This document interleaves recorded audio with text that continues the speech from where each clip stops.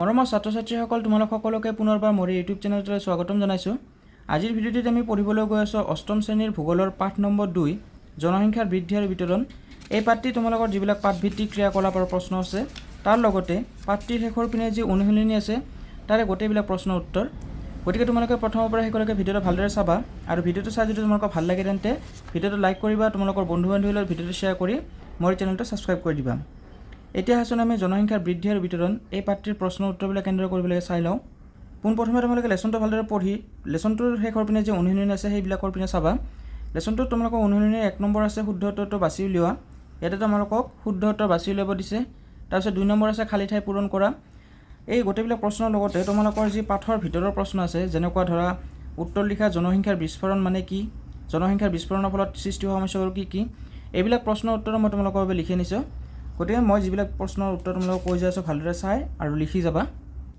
অষ্টম শ্ৰেণীৰ সমাজ বিজ্ঞান ভূগোল খণ্ড তাৰে পাঠ 2 জনসংখ্যাৰ বৃদ্ধি আৰু বিতৰণ তাৰে অনুশীলনীৰ 1 নম্বৰ শুদ্ধ উত্তৰটো লিখা। তাৰে আমাৰ ক নম্বৰ প্ৰশ্ন কি আছে, কোনটো অঞ্চলৰ জনসংখ্যা আটাইতকৈ বেছি? আমাৰ অপশ্যনবিলাকৰ ভিতৰত শুদ্ধ উত্তৰটো হ'ব পূব এছিয়া, অৰ্থাৎ পূব এছিয়াৰ জনসংখ্যা আটাইতকৈ বেছি। খ নম্বৰ আছে কোনখন মহাদেশৰ জনসংখ্যা সৰ্বাধিক? ইয়াতে আমাৰ যিবিলাক অপশ্যন দিয়া আছে সেই অপশ্যনবিলাকৰ ভিতৰত শুদ্ধ উত্তৰটো হ'ব অপশ্যন নম্বৰ 3 এছিয়া, এছিয়াৰ জনসংখ্যা আটাইতকৈ বেছি। ক নম্বৰ প্ৰশ্ন 2011 চনত অসমৰ জনসংখ্যা কিমান আছিল? যিবিলাক আমাৰ অপশ্যন দি দিছে সেই নিম্নোক্ত অপশ্যনবিলাকৰ ভিতৰত শুদ্ধ উত্তৰ হ'ব অপশ্যন নম্বৰ 2 3.12 কোটি। খ নম্বৰ আছে শুদ্ধ উত্তৰটো তলত উল্লেখ কৰা কোনখন মহাদেশত মানুহৰ স্থায়ী বসতি নাই? যিবিলাক আমাক নিম্নোক্ত অপশ্যন দি দিছে সেই অপশ্যনবিলাকৰ ভিতৰত শুদ্ধ উত্তৰ হ'ব অপশ্যন নম্বৰ 3 কুমেৰু বা এণ্টাৰ্কটিকা। 9 নম্বৰ প্ৰশ্ন পৃথিৱীৰ ভিতৰত আটাইতকৈ জনবহুল দেশখন হ'ল? এই যিবিলাক অপশ্যন দিয়া আছে আমাক ভাৰত, পাকিস্তান, ৰাছিয়া, চীন, এই অপশ্যনবিলাকৰ ভিতৰত শুদ্ধ উত্তৰ কোনটো হ'ব ভাৰত। ভাৰতবৰ্ষৰ জনসংখ্যা পৃথিৱীৰ আটাইতকৈ বেছি। ইয়াৰ পিছত 2 নম্বৰ আছে খালী ঠাই পূৰণ কৰা। তাৰে খালী ঠাইবিলাক মই তোমালোকৰ বাবে লিখি আনিছোঁ, ভালদৰে চাই ল'বা। 2 ক জনসংখ্যাৰ বৃদ্ধি শব্দটোৱে জনসংখ্যাৰ সংখ্যাগত বৃদ্ধিক বুজায়। খ নম্বৰ পৃথিৱীৰ বেছিভাগ মানুহে উত্তৰ গোলাৰ্ধত বসবাস কৰে। গ নম্বৰ প্ৰতি বৰ্গ কিলোমিটাৰ এলেকাত যিমান সংখ্যক লোকে বসতি কৰে সিয়েই সেই ঠাইখনৰ জনসংখ্যাৰ ঘনত্ব। খ নম্বৰ এখন ঠাই ত্যাগ কৰি কোনো এখন ঠাইলৈ গৈ বসতি কৰিবলৈ ল'লে নতুন ঠাইখনক প্ৰব্ৰজনৰ লক্ষ্যস্থান বোলে। ইয়াৰ পিছত 3 নম্বৰ আছে চমুটকা লিখা।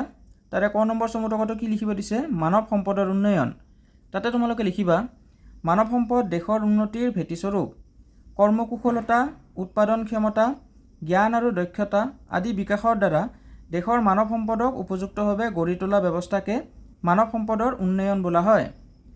সমাজত সকলো শ্ৰেণীৰ লোকৰ বাবে সম্পদ, শিক্ষা, উপযুক্ত কৰ্মসংস্থাপন আদিৰ যথাযথভাৱে ব্যৱস্থা কৰি দিয়াই মানৱ সম্পদ উন্নয়নৰ মূল লক্ষ্য।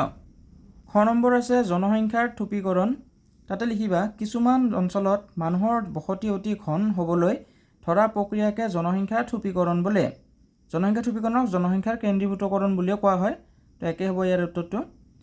সাধাৰণতে প্ৰাণীৰ সুবিধা, সাৰুৱা ভূমি, স্বাস্থ্যকৰ জলবায়ু, প্ৰাকৃতিক সম্পদৰ প্ৰাচুৰ্যতা, ঔদ্যোগিকৰণ, উন্নত শিক্ষা ব্যৱস্থা, যাতায়াত, চিকিৎসা ব্যৱস্থাৰ লগতে অৱসৰ বিনোদনৰ সা সুবিধা আদিয়ে জনসংখ্যাৰ বৃদ্ধি আৰু কেন্দ্ৰীভূত হোৱাত অৰিহণা যোগায়। ইয়াৰ পিছত গ নম্বৰ আছে জনসংখ্যাৰ বিস্ফোৰণ। তাতে লিখিবা জনসংখ্যা দ্ৰুত আৰু অভাৱনীয় হাৰত বৃদ্ধি পোৱাকে জনসংখ্যাৰ বিস্ফোৰণ বুলি কোৱা হয়। চিকিৎসা ব্যৱস্থাৰ উন্নতি ঘটাত মহামাৰীসমূহ নিয়ন্ত্ৰণ কৰিব পৰা হোৱাৰ ফলত মানুহৰ মৃত্যুৰ হাৰ কমি আহিছে আৰু জনসংখ্যাৰ দ্ৰুতগতিত বৃদ্ধি পাই আহিছে। জনসংখ্যা বিস্ফোৰণৰ ফলত পৰিৱেশৰ ভাৰসাম্যৰ অৱনতি ঘটাৰ উপৰি খাদ্য সংকট, অনগ্ৰসৰতা, মূল্য বৃদ্ধি, সংস্থাপনহীনতা, বাসস্থানৰ অভাৱ, শিক্ষা আৰু স্বাস্থ্যৰ সমস্যাৰ দৰে সমস্যাবোৰৰ উদ্ভৱ হৈছে। ইয়াৰ পিছত 4 নম্বৰ আছে বহলাই লিখা 80টামান শব্দৰ ভিতৰত প্ৰশ্নটো কি আছে, জনপ্ৰব্ৰজন কাক বোলে, ইয়াৰ কাৰণবোৰ কি কি, জনপ্ৰব্ৰজনৰ ফলাফলবোৰ কেনেধৰণৰ?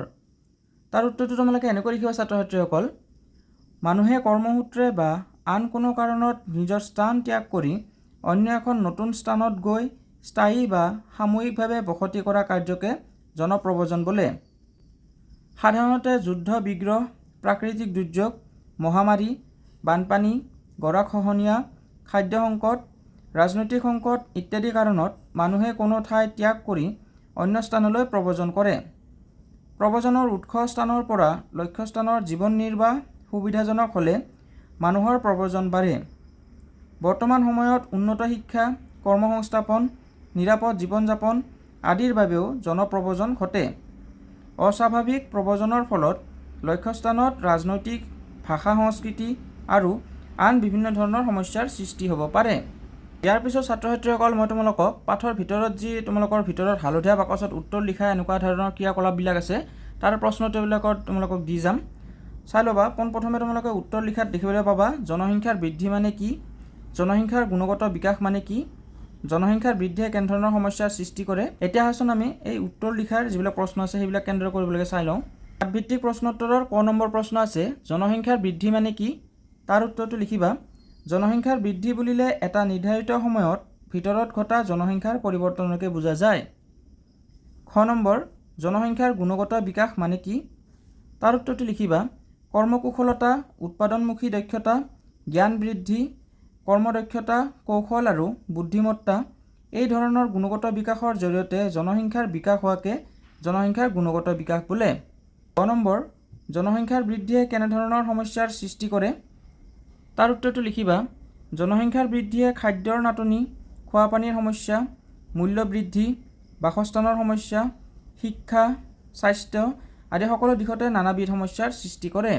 ইয়াৰ পিছত ক্ৰিয়াকলাপ 2ৰ প্ৰশ্ন আছে জনসংখ্যাৰ বিতৰণ বুলিলে কি বুজা, জনসংখ্যাৰ বিতৰণৰ ওপৰত কোনবোৰ কাৰকে প্ৰভাৱ পেলাই আলোচনা কৰা।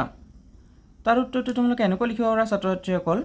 পৃথিৱীৰ বিভিন্ন অঞ্চলত উপলব্ধ হোৱা প্ৰাকৃতিক সম্পদৰ প্ৰাচুৰ্যতা, উপযুক্ত শিক্ষা আৰু স্বাস্থ্য ব্যৱস্থা, সুৰক্ষিত আৰু বহনক্ষম উন্নয়ন আৰু জীৱন ধাৰণৰ বিকশিত মানদণ্ডৰ বাবে ভিন ভিন অঞ্চলৰ জনবসতি ভিন ভিন হোৱাকে জনসংখ্যাৰ বিতৰণ বোলা হয়।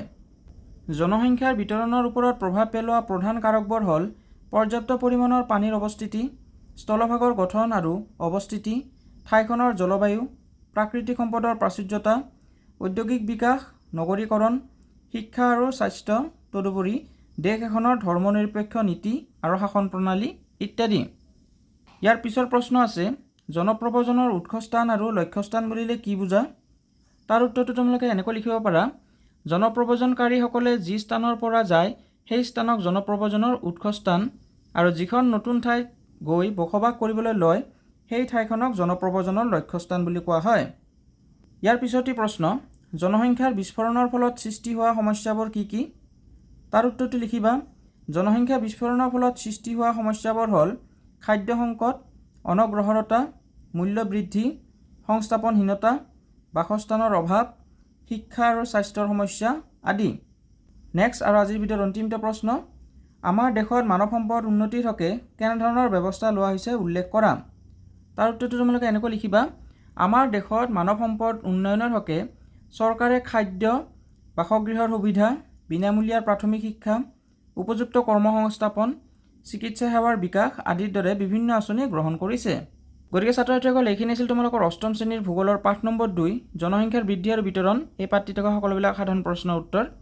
আশা কৰোঁ তোমালোকৰ ভিডিঅ'টো ভাল লাগিছে। যদি ভিডিঅ'টো ভাল লাগে তেন্তে ভিডিঅ'টো লাইক কৰিবা, তোমালোকৰ বন্ধু বান্ধৱীৰ লগত যিমান পাৰে সিমান তোমালোকে শ্বেয়াৰ কৰি দিবা।